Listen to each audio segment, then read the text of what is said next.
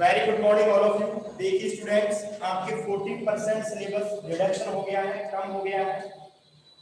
ठीक है, कुछ बच्चों ने पूरा सिलेबस पढ़ लिया ऑलमोस्ट, तो बहुत फायदा होगा आगे। अब देखिए, अगर बात करें अपन सिलेबस की, कैसे कैसे चैप्टर हटे हैं, कैसे कैसे चैप्टर नंबर 1 की बात करें तो ये बिल्कुल ही खत्म हो चुका है, इससे क्वेश्चन नहीं आएगा।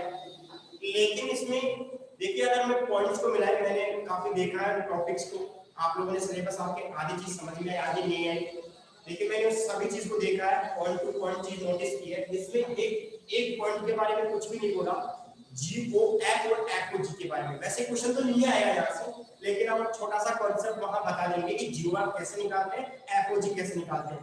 आपकी बुक का दूसरा पॉइंट है वो, ठीक है, पहले पेज पे ही। ठीक है, दूसरा पॉइंट है, उसमें जीओआर और एफओजी के बारे में डायग्राम भी बना हुआ है, उसके दो एग्जांपल। ठीक है, वो आ सकता है, वैसे आएगा तो नहीं, लेकिन उसका बता देंगे क्वेश्चन एक। यानी चैप्टर 1 खत्म हो चुका है। ठीक है, अब बात आते हैं चैप्टर नंबर 2। ये पूरा पढ़ना है, कंप्लीट पढ़ना है इसको। क्रॉस का मतलब खत्म मामला, इसको पूरा पढ़ना है। चैप्टर नंबर 3 में देखिए, ऐसे एक आध चीज कम करने के लिए बोल रहा है, लेकिन उस कम करने से कोई फायदा नहीं हुआ, वो पूरा करना तैयार है। चैप्टर नंबर 4 में आपको 4.2 में जो प्रॉपर्टीज लगती है ना, गुणधर्म, सारणिक के गुणधर्म और सारणिकों का गुणा, यानी कि 4.2 में 4.2 पूरी खत्म हो चुकी है। अब 4.2 में कौन सा क्वेश्चन आ सकता है? 4.2 में वो क्वेश्चन आ सकता है जिसमें प्रॉपर्टी बिना लगाए डायरेक्ट सोल्व कर रहे हैं, शुरू के 3-4 क्वेश्चनों में। क्या मेरी बात को समझ रहे हैं? 4.2 में वो क्वेश्चन आएगा जिसमें प्रॉपर्टी नहीं लग रही है, सारणिक के गुणधर्म नहीं लग रहे हैं, डायरेक्ट क्वेश्चन हो रहा हो, सिंपल प्रसार खोलने से, सिंपल सारोस मेथड से, एल अनुपात एम वाले क्वेश्चन से। विविध में वो क्वेश्चन हट गए हैं जिसमें ऑपरेशन, संक्रियाएं और प्रॉपर्टीज लग रही थी। संक्रियाएं और प्रॉपर्टीज का सारा खेल खत्म हो गया। वो किस में आता है? एक तो 4.2 में आता है, और मिसलिनियस। विविध में तो लगभग सारे क्वेश्चन किससे करवाए थे? ऑपरेशन से, संक्रिया से। संक्रियाओं वाला सारा क्वेश्चन खत्म हो गया है, प्रॉपर्टीज वाला। क्या मेरी बात समझ में आ गई? एक तो 4 बनाएगी, और 4.2 और 4. चौथी विविध में क्या आएगा? जो क्वेश्चन बिना संक्रिया और बिना प्रॉपर्टी काम कर रही है। एक बार यस और नो में कमेंट करो कि चौथा चैप्टर समझ में आ गया क्या? आया कि नहीं आया? आवाज नहीं आ रही क्या? आ गया।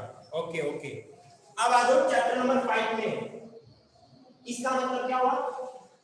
4.2 खत्म हो गई, और उसके विविध के 4.2 के प्रॉपर्टीज वाला वो पार्टीशन खत्म हो गया है। ठीक है, अपन ऐसे बोल सकते हैं या तो कि एलिमेंट्री ऑपरेशन,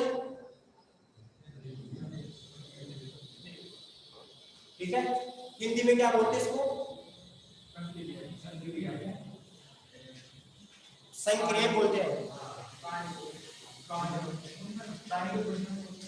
अरे वाह रे वाह, क्या करोगे तुम? बुक खोलने के लिए बोला था ना। धन्यवाद, वेरी गुड। तुम्हारे को मिला ही नहीं होगा।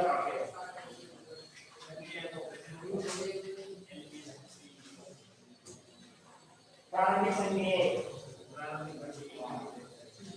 ठीक है, प्रारंभिक संक्रियाएं ये हट गया है, और क्या हट गया है इसमें? और प्रारंभिक संक्रियाएं यानी कि सारे ऑपरेशन हट गए हैं, और इसकी प्रॉपर्टीज हट गई है। ठीक है, प्रॉपर्टीज ऑफ गुणधर्म ये हट गया है, इसके गुणधर्म हट गए हैं, इसके सारणी के गुणधर्म हट गए हैं। अब बताओ, प्रारंभिक संक्रिया से लगभग 4.2 खत्म हो जाएगी, गुणधर्म से लगभग 4.2 खत्म हो जाएगी, विविध लगभग खत्म हो जाएगी, यानी कि वो चीज नहीं करनी है। अब आ जाओ आगे। अब आगे बात करते हैं चैप्टर नंबर 5 में। देखिए चैप्टर नंबर 5 में क्रेमर रूल खत्म हुआ। बस क्रेमर नियम से क्रेमर नियम कैंसिल हुआ है और सारा आएगा, बाकी का सारा आएगा। तो उसका मतलब क्या हुआ, ये नहीं आएगा, बाकी का सारा आएगा। चैप्टर नंबर 6 आपको पूरा पढ़ना है, ये पूरा पढ़ना है, ठीक है। चैप्टर नंबर 7 में क्या क्या नहीं आएगा वो बताता हूँ, और क्या क्या आएगा वो बताता हूँ। 7.1, 7.3, 7.5 ये सिलेबस में बाकी रह गया है, बहुत इजी है, ये 6 नंबर देके जाएगा, ये एक्सरसाइज है ये।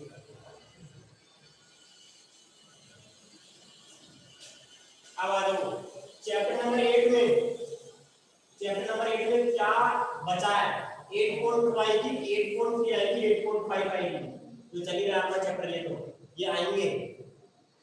और बाकी अब एक माइंड में क्वेश्चन बन रहा है, सर विविध में इनसे रिलेटेड जो भी क्वेश्चन है वो भी करना पड़ेगा, विविध प्रश्नमाला में इनसे रिलेटेड जो भी क्वेश्चन है वो भी करना पड़ेगा। चैप्टर नंबर 9 में देखिए, आपको मैं बता देता हूँ कि कुछ फॉर्मूलेशन क्वेश्चंस हटा दिए गए हैं, लेकिन उन फॉर्मूलेशन क्वेश्चन हटाने से कोई वो मतलब नहीं निकला, आपको चैप्टर नंबर 9 को पूरा करना पड़ेगा। तो 2-4 चीज हटी है उसमें पूरा ही करना पड़ेगा, उसको क्या हटा हो गया, क्योंकि समाकलन में इसीलिए आप कनेक्ट हो, इंटरकनेक्टेड, उसमें सारे दे दिए, पार्शियल फ्रैक्शन दे दिया, उसमें आईएन वाला दे दिया, उसमें सब्स्टिट्यूशन वाला दे दिया, प्रतिस्थापन वाला दे दिया, उसमें ट्रिग्नोमेट्री, फिर बचा क्या, कुछ बचा ही नहीं ना। चैप्टर नंबर 10 में आपके पास 10.1 नहीं आएगी, 10.2 भी आएगी, 10.3 भी आएगी। वैसे 10.3 के लिए बोला है उसने, 10.3 के लिए बोला है, लेकिन 10.2 भी करेंगे। क्यों? क्योंकि 10.2 में भी तो प्रॉपर्टी से क्वेश्चन हो सकता है। अरे 10.2 के क्वेश्चन को भी अपन प्रॉपर्टी से कर सकते हैं डायरेक्ट, और प्रतिस्थापन करके भी अपन टी का मान को लिमिट चेंज कर देंगे। अब आ जाओ चैप्टर नंबर 11 में। चैप्टर नंबर 11 में आपको मैं बता देता हूं, इसमें एक कर्व वाले, इसमें सिंपल कर्व हो, यानी कि एक बन रहा हो, जैसे सर्कल बन सकता है, लाइन बन सकती है, वैसे उसने स्पेसिफाई कर रखा है इलिप्स एंड पैराबोला, यानी कि दीर्घवृत्त और परवलय के क्वेश्चन नहीं आएंगे। दीर्घवृत्त और परवलय के क्वेश्चन अगर वो कर दोगे तो क्या हो जाएगा, यानी कि इसमें 11.1 वाला आएगा पार्टीशन, 11.2 नहीं आएगी इसमें, 11.2 नहीं आएगी, उसमें डबल कर्व है। जो दो कर्व बनते हैं ना, दो कर्व जिसमें सर्कल भी आ गया, दो सर्कल आ गए, एक सर्कल एक पैराबोला आ गया, एक सर्कल एक लाइन आ गई, जब दो कर्वों से बीच में जो एरिया आता है वो लिया गया है कि 11.1 आएगी। अब 11.1 से रिलेटेड जो भी क्वेश्चन है वो विविध वाले में आएंगे, वो तो हम क्वेश्चन जब रिवीजन करेंगे तब बता देंगे कौन सा क्वेश्चन है। बात समझ में आ गई? एक बार यस और नो में कमेंट कर दो, यहां तक समझ में आ गया, नहीं तो पूरी साल कंफ्यूज हो गया। ओके, अब देखो आगे चैप्टर नंबर 12 में आ जाओ। चैप्टर नंबर 12 में देखो क्या क्या हटाया वो बता देता हूं मैं। 12.2 नहीं आएगी, एक तो 12.7 हटा दी, 12.9 हटा दी, ये तीनों हटा दिए, 2, 7 एंड 9, इनसे क्वेश्चन नहीं आएगा। एक चीज और हटा दी आपको पता हो तो, dx upon dy px equal to q, ये भी हटा दिया गया है। ये 12.8 के दो क्वेश्चन में क्या होता है, एक तो एग्जांपल में, एक क्वेश्चन में e की पावर 10 इनवर्स वाला पूछने, x प्लस e की पावर 10 इनवर्स वाला, ठीक है। तो ये रेखिक समीकरण का कॉन्सेप्ट है, कौन सा कॉन्सेप्ट है, रेखिक समीकरण का। 12.2 नहीं आएगी, 12.7 नहीं आएगी, 12.9 नहीं आएगी, छेड़ लाइन इन तीनों को नहीं आएगी, और ये नहीं आएगा, और बाकी जो बच गया तो कुछ भी आ सकता है। तो सबसे ज्यादा इंपॉर्टेंट इसमें 12.6 और 8 बची है, वैसे क्वेश्चन आने वाला 6 नंबर का, होमोजेनियस से और लीनियर इक्वेशन से, वो भी dy by dx plus py equal to q, d is a function of y, ठीक है। अगर उल्टा कर दूंगा तो d is a function of x, if निकाल दे, इंटीग्रेट फैक्टर निकाल दे, इंटीग्रेशन फैक्टर बनाना। अब यहां पे देखिएगा, ये चैप्टर नंबर 12 तक हो गया काम, एक बार इसका स्क्रीनशॉट ले लो, हम आगे बात करते हैं।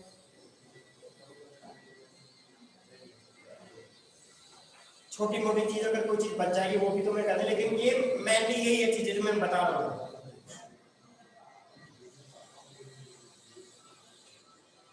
ये बताना जरूरी नहीं कि बच्चा डेली सिर्फ ये आएगा नहीं आएगा, सर ये आएगा नहीं आएगा, सर ये आएगा नहीं आएगा, ऐसे ही करते रह जाएंगे। हाँ, अब चैप्टर नंबर 13 में देखिए, चैप्टर नंबर 13 में देखो इसमें थोड़ा सा कंफ्यूज कर दिया है।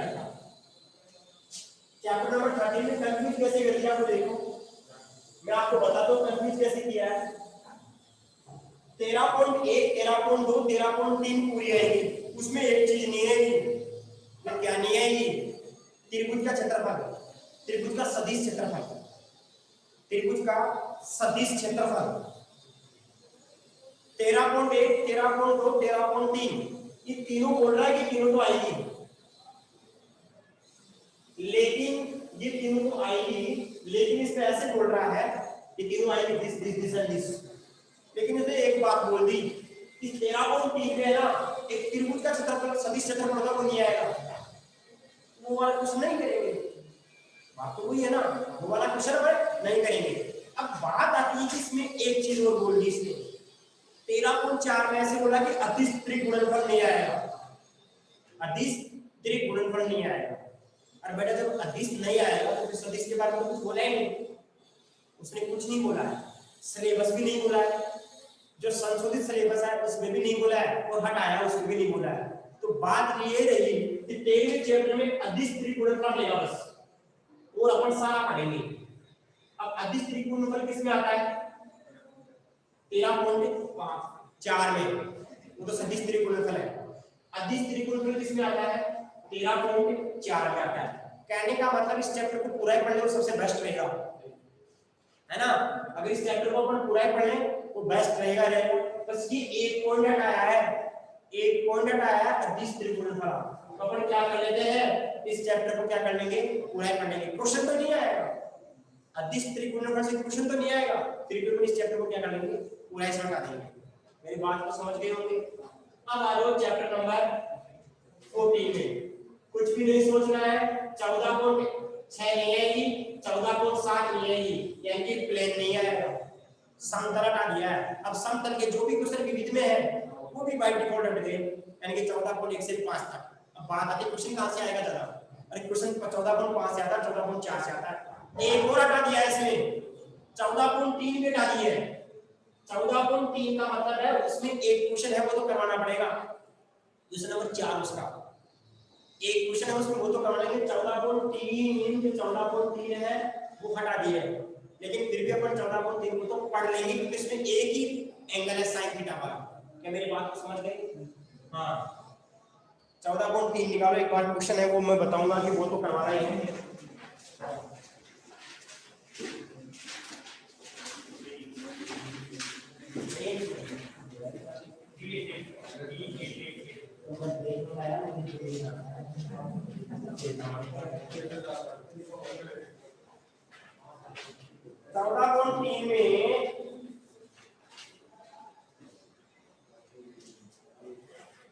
बताऊं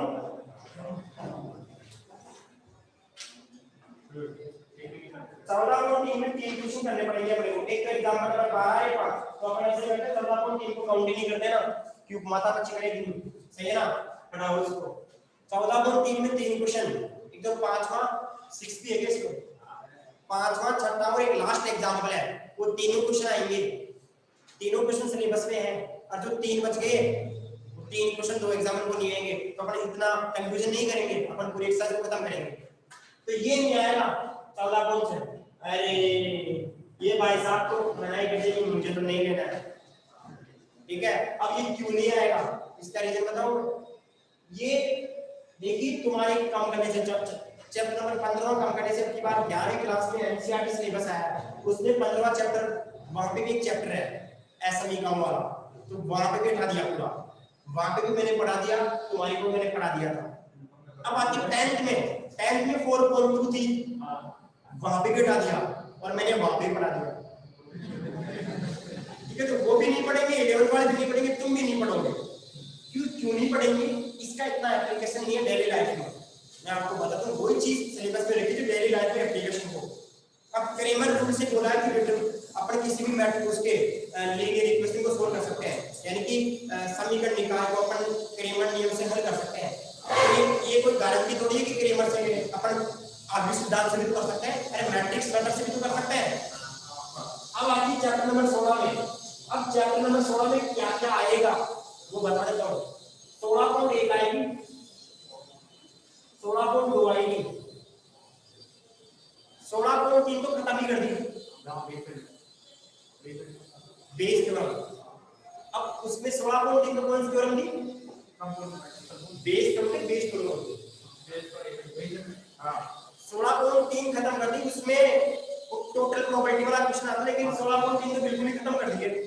ठीक है, एक आध क्वेश्चन शुरू हुआ था जरूर, वो तो आप कर सकते हो, 16.2 से भी लिंक करवा सकते हो इस क्वेश्चन को। 16.1 आएगी, 16.2 आएगी। अब बात है 16.4 में। 16.4 में वो नहीं आएगा माध्य और प्रसरण वाला, 16.4 आएगी, ये 3 आएगी, लेकिन इसमें भी है ना माध्य प्रसरण, प्रसरण ही होता है ना, वेरिएंस को प्रसरण बोलते हैं, प्रसरण कैसे करते हैं, सही है क्या? ऐसे, ठीक है, प्रसरण और माध्य प्रसरण है, ये चीज नहीं है इसमें। 16.4 में माध्य और प्रसरण के क्वेश्चन है, और माध्य और प्रसरण के लास्ट वाले क्वेश्चन है, शुरू वाले क्वेश्चन नहीं है। शुरू वाले क्वेश्चन में क्या बोला है, बंटन निकालिए, बंटन निकालिए, अरे प्रायिकता बंटन निकालिए, वो वाले क्वेश्चन आ सकते हैं। 16.5 बिल्कुल खत्म कर दिए उसने, बंटोली खत्म कर दिए, तो यही आएगा। ठीक है, मेरी बात को समझ गए होंगे? किसी के कोई डाउट हो पूछ सकता है। Any doubt?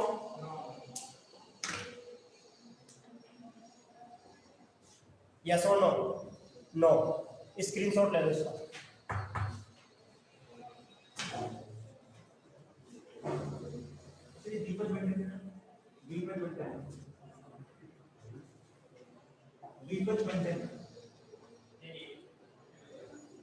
बनोले बोलते ना,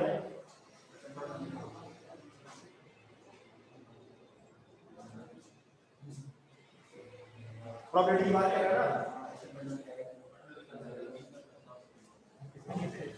तो ये दोनों ही है, बनोले रिफ्लेक्शन इक्वल बंटन दोनों ही आएगा। और उसको सिलेबस में देख लेंगे अपन, शायद मेरे साथ भी द्विपद भी नहीं है। ठीक है, एक बार चेक कर लेता हूँ द्विपद वाला तो ना, क्या पता हो।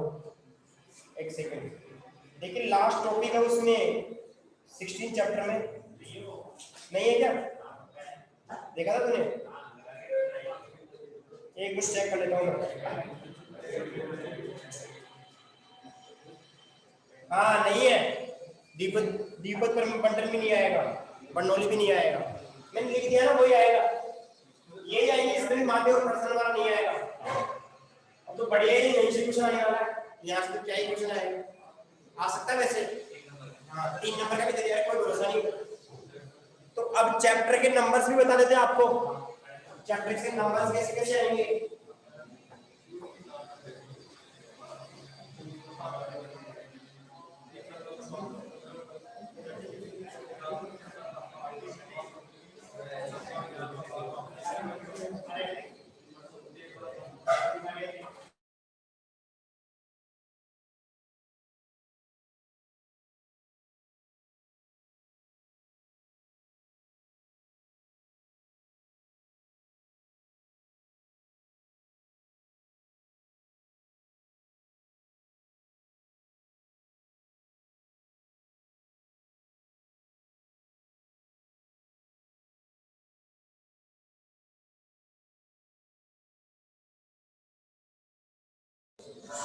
हाँ अब देखो मार्क्स की बात करें अपन, देखो आपको पता कि पहले क्वेश्चन, पहले चैप्टर से क्वेश्चन नहीं आएगा, तो फिर किससे आएगा?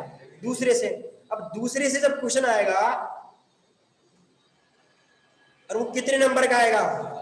7 नंबर का। यानी कि दूसरे चैप्टर से क्वेश्चन कितने नंबर का आएगा? 7 नंबर। चैप्टर नंबर 2 से आएगा 7 मार्क्स के, 7 मार्क्स के है?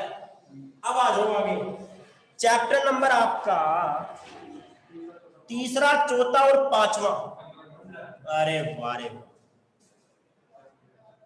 चैप्टर नंबर तीसरा, चौथा और 5वां। अब देखो इधर देखो, 15 नंबर के हैं, यानी कि 22 नंबर कर लो, खत्म कहानी वास्तव में।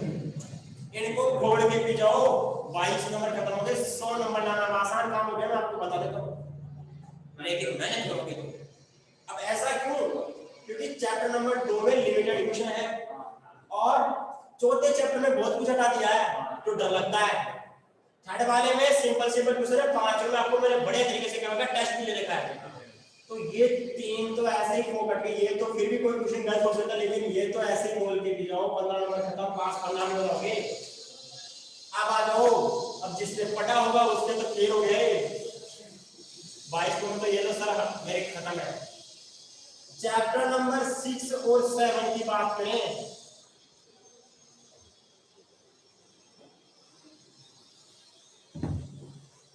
नहीं इसमें पूरा मिक्स ही कर रखा है। चैप्टर नंबर 6, 7, 8, 9, 10, 11, आवाज नहीं, ये जो चैप्टर है ये पूरी कैलकुलेशन को हिला देगी। हिलाने का मतलब जानते हो, 35 नंबर का, 35 नंबर का, और मैं बता दूं लगभग बता दूं आपको कैसे कैसे आने वाले हैं, कंफर्म तो नहीं है लेकिन लगभग। देखिए इससे क्वेश्चन उठेगा 6 नंबर का, इससे क्वेश्चन उठेगा 6 नंबर का, कितने हो गए? इससे तो 100% है, इससे 99%, 1% नहीं है, क्योंकि इन सबको मिला के कितना आना तो ये फिक्स हो रही है इससे, लेकिन इससे फिक्स हो रहा है। जो 11वां चैप्टर आज से पहले जब भी आता था तो 6 नंबर देके जाता है, 2 के साथ 3 नंबर के, लेकिन अब की बार इसका कोई पता नहीं है। अगर मान लो अपन इसको 6 नंबर का मानते हैं, मान लो एक बार के 2 क्वेश्चन हो सकता है ना। अब बात आ गई 90 से, या तो इससे 6 का आता है एक क्वेश्चन या फिर इससे क्वेश्चन आता है, दोनों से 6 का नहीं आता है, ठीक है। एक क्वेश्चन 6 नंबर का आएगा, एक 3 नंबर का आएगा, 1 नंबर का आएगा। चेक करो कितने आ गए क्वेश्चन, 6 6 12 6 18 6 24 24 से 28 नंबर के हो गए। अब कितने बढ़ गए? 7। यहां से वैसे तो 2 नंबर का प्रश्न आता है, लेकिन कह नहीं सकते 2 का ही मान लो अभी तो, ठीक है। और ये 8वें चैप्टर से देखिए, यहां से थोड़ा कम बैठेगा सही, यहां पे हो सकता है कि 2 का एक क्वेश्चन बैठ जाए, ठीक है। या कभी कभी ऐसे होता है कि इससे एक 3 नंबर का आ जाए और इससे एक 3 नंबर का और आ जाए, ऐसा भी हो सकता है। मैं तो लिख दिया मैंने अप्रोक्सीमेट, ठीक है, ये थोड़ा मैंने कम ही लिख दिया सर, ठीक है। तो यहाँ पे इसको नोट मत करना क्योंकि परफेक्ट नहीं है, लेकिन लगभग ऐसे आता है। अब यहाँ पे अगर मान लो 3 नंबर का, तो यहाँ पे एक 3 नंबर का क्वेश्चन और आ जाएगा। अगर यहाँ पे 6 का आ गया तो फिर 3 आ जाएगा। मेरी बात को समझ गए होंगे। कभी कभी ऐसे आता है कि यहाँ से 2 नंबर का आ गया, यहाँ से 6 नंबर का, यहाँ से 3 नंबर का, फिर यहाँ पे 3 नंबर का टका दिया, तो वो तो कैसे भी जंबल कर सकता है। 8वें से 2 क्वेश्चन आते थे अब तक, तो 6 3 नंबर के, है ना। अभी भी 3 नंबर के 2 क्वेश्चन आएंगे, तो 6 कैसे मानो। तो अप्रोक्सीमेट अगर माने इसकी कैलकुलेशन के लिए तो शायद 1 नंबर ज्यादा हो गया होगा, शायद 1 नंबर ज्यादा हो गया। चेक करते हैं, 6 6 12 6 18 24 30 35 हो गए, बात नहीं हुआ। तो आगे पीछे वो नंबर कैसे भी हो सकता है कि यहाँ से 3 नंबर का आ गया, एक और यहाँ 3 नंबर का कर दिया, यहाँ पे 3 नंबर का आ गया, यहाँ पे 3, ये फिक्स नहीं है, ठीक है। मैंने अप्रोक्सीमेट बताया। अब आ जाओ चैप्टर नंबर, बात करें अपन 13वां एंड 14, ये दोनों मिला के 15 नंबर। अब बेटा इसमें तो क्या ही कहना, ये तो इजी बन गया आपके लिए 14 वाला, क्योंकि 6 नंबर आएगा 14.5 से आ सकता है, 4 से आ सकता है, 2 से जहां तक 14.2 से 4 से 5 से बनेगा क्वेश्चन, और बनेगा 14.2 तो एक ही कॉन्सेप्ट है, r बराबर a प्लस लैम्डा b। अब एक लास्ट बच गया 16, ये दे दिया आपकी बात 8 नंबर, तो एक तो 6 का टकाएगा और एक 2 का टका सकता है, या 2 क्वेश्चन एक नंबर। तो देखिए मैंने ये चीज देखो, ये चीज थोड़ी फिक्स नहीं है। एक बार टोटल तो 15 35 कितने होते 50 हो गए सारे। ये वाली चीज थोड़ा सा ऊपर नीचे हो सकती है, ठीक है, ये कंफर्मेशन नहीं है, ये तो अपन जब डैश लगाएगी अपने पास जो मैटर आएगा प्री वो मॉडल पेपर साइंस का पता चलेगा, थोड़ा सा आइडिया इसका किससे क्या बनने वाला, कि मेरी बात को समझ रहे हो? ठीक है, तो ये सिलेबस का मैंने बता दिया, हर चीज आपको समझा दी है, एक बार आप लोग इसको भी देख सकते हैं।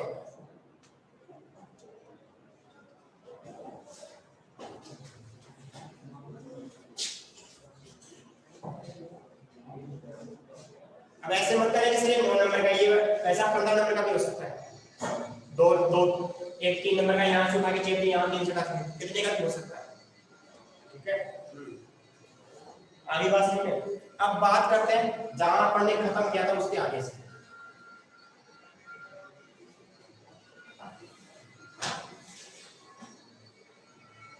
आपको ये चीजें मैंने शायद 12th स्टार्ट की, तो उससे पहले भी मैंने एक प्रारूप भेजा था, भेजा होगा, तो वही आधा पर्दा वही था उसमें, आधा लगभग। अब बात करते हैं अपन 8 पॉइंट, अपन ने 1 तो आई ही नहीं, 2 चल रही है अपनी, 8.3 खत्म हो गया, तो 8.3 से तो क्वेश्चन पक्का है, 8.3 से क्वेश्चन पक्का 100% नॉर्मल और टेंजेंट से। अब देखो 8.2 से बात करते हैं, उसका क्वेश्चन नंबर पहले का कितने हो गए, एक क्वेश्चन बच गया ना सही लास्ट में। अच्छा पहले का ये क्वेश्चन होता था, अच्छा क्वेश्चन नंबर 6 है, 6 बचा हुआ था, 5 हो गए थे, 6 वाले की बात करते हैं। आपको fx दे रखा है, क्या दे रखा है fx, तो मेरे को ज्यादा टाइम नहीं लगेगा आगे चैप्टर में करवाने में, ठीक है, क्योंकि 8.4 भी खत्म कर दिए, 8.6 भी। fx = x की पावर 3 6x स्क्वायर, x की पावर 3 6x स्क्वायर प्लस का 12x माइनस का 1, ये क्वेश्चन है। x belongs to real number, ये लो x belongs to real number, okay. तो सबसे पहले क्या करते हैं, डिफरेंशिएट करते हैं, स्क्वायर प्लस x करेंगे, 3x स्क्वायर आएगा माइनस का 12x आएगा प्लस का 12, इसमें 3 कॉमन लेंगे, x स्क्वायर माइनस का कितना हो गया 4x प्लस का 4 हो गया। अब मेरे को ऐसे बताओ क्या मैं इसको x - 2 का स्क्वायर ले सकता हूं, लिख सकता हूं। अब आपको पता है, क्या पता है कि जो ये वाली वैल्यू है, कौन सी वाली, x - 2 का स्क्वायर, वो ऑलवेज 0 से बड़ा होगा कि या 0 के इक्वल हो सकता है, क्योंकि होल स्क्वायर है। आपको पता है किसी भी नंबर का आप स्क्वायर करते हो ऑलवेज क्या देगा, पॉजिटिव देगा। नेगेटिव नंबर का स्क्वायर होगे तो भी पॉजिटिव, पॉजिटिव नंबर का स्क्वायर होगे तो भी पॉजिटिव। और एक ऐसी कंडीशन भी आ सकती है जहां पे x = 2 रख दूं तो 2 - 2 क्या हो जाएगा 0, 2 - 2 क्या हो जाएगा 0, 0 का स्क्वायर क्या हो जाएगा 0, यानी कि 0 के इक्वल भी हो सकता है 0 से बड़ा। कब, जब x बिलोंग्स टू क्या हुआ आपका रियल नंबर। अगर जब ये 0 से बड़ा और 0 के इक्वल है, इसका मतलब इट इंप्लाइज दैट, इससे ये निष्कर्ष निकलता है कि f(x) क्या होगा आपका, पहले इसको 3 से मल्टीप्लाई करो, वो भी 3 से 0 से बड़ा होगा कि होगा। कब, जब x बिलोंग्स टू, अतः है दिया गया फलन, अतः दिया गया फलन r में, अंतराल r में क्या होगा, वर्तमान है, वर्तमान होगा। ये कौन सा क्वेश्चन है आपका, ये आपका 6 वाला। अब आ जाओ 7 वाले क्वेश्चन की बात करते हैं। अब देख लो आप कैसे आने 100 नंबर है। पढ़ने वाले को तो बहुत मजे हो गए, नहीं पढ़ने वाले को तो वही बराबर है, लेकिन सही तो हो गया ना, कम से कम शुरू वाले चैप्टर कर लोगे तो,